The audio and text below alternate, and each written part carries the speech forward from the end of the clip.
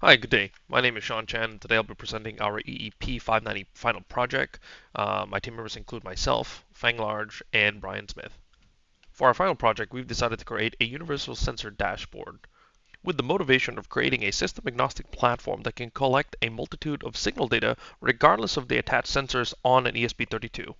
This allowed each individual member of the team to select their own individual hardware sensor. As you can see here, we have some novel systems, including a water level detection module, a temperature humidity sensor, as well as a ultrasonic sensor module.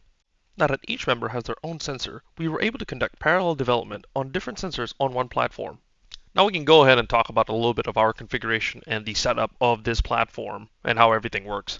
Now for the system level diagram here, we have multiple ESP32s talking to the API via HTTP post, sending OpenTelemetry formatted data, as to which the API can record metrics and conduct items such as health monitoring, current status, etc., etc. Additionally, we also have a Prometheus server set up not only as an exporter, but also we use it to conduct persistent metric storage as well as data cleaning. Grafana then imports the data from the Prometheus server and then utilizes this data to provide us with visuals on the dashboard. Additionally, Webhook communicates with the Node-RED server as well if we wish to conduct any further actions back to the ESP32. On the ESP32 side, firstly, we set up a Wi-Fi connection with the board, and when that is successful, we utilize free RTOS to go pin individual tasks to different cores that enables us to conduct parallel computing, with one task collecting sensor data in one core operating at 50 Hz, and another task conducting the HTTP post operating at 32 Hz on another core. These frequencies are controlled by two separate timer interrupts with their corresponding frequencies triggering their corresponding tasks. This is also dependent on the timer alarm values that are provided in order to satisfy that frequency requirement, as well as the requirement to utilize physical hardware timers instead of software-based ones. Now on to the demos. As you can see here in Brian's video, he has his sensor dipped inside a cup of water here, and that sensor is currently collecting signal data that is being sent over to our server that can be displayed on Grafana, as you can see here on the right with the water values. Next up, we can see my setup here. I have my DHT11 temperature sensor connected to my ESP32, collecting the ambient temperature within the room, and this data is being sent over to Grafana. As you can see here, is being visualized. It's quite hard to see, but it's displaying about at 24, 25 Celsius. And lastly, we have Fang's video here. As you can see, she has the ultrasonic sensor wired onto her ESP32 board, and she has a peripheral here that she's putting in front of the sensor to see if we can get a distance value. And as you can see here, the distance value is then being sent over to Grafana to be visualized. And we can see here in real time as she's moving the peripheral forward and back away from the sensor, we can get an updated reading.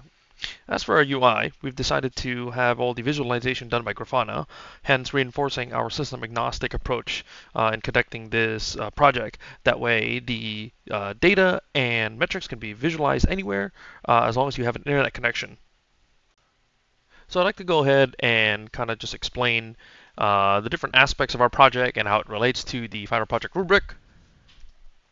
We can start with the use of our hardware timers. I know that having at least two hardware timers was part of the requirements for the project, and so we utilize two timer interrupts, one interrupt running the sensor data and another interrupt that runs the HTTP post task. Both of these interrupts are set to run at both 50 Hz and 32 Hz respectively as well. That should satisfy the high performance requirement, as well as each of these tasks are both pinned into two different cores utilizing free RTOS. So we have the sensor task pinned to one core, as well as the HTTP post task pinned to another core.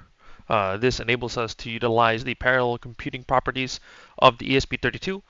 And lastly, we satisfy the novel hardware requirement by utilizing three new hardware sensors that were not used during the duration of this quarter. And as for the database management, special thanks to Brian for writing a completely built API from the ground up that utilizes queues to manage the data flow between all of the tasks. In the future, we would probably try to do this locally instead without an internet connection that could conduct some type of real-time analysis using a batch queue to provide even more faster performance on the machine locally. but I think we were able to demonstrate that we were able to at least create a system agnostic system that could collect different sensor readings from a multitude of different sensors and still be able to utilize the performance of the ESP32 to collect this data and send it over somewhere else to be visualized. And this concludes our presentation. Thank you for watching.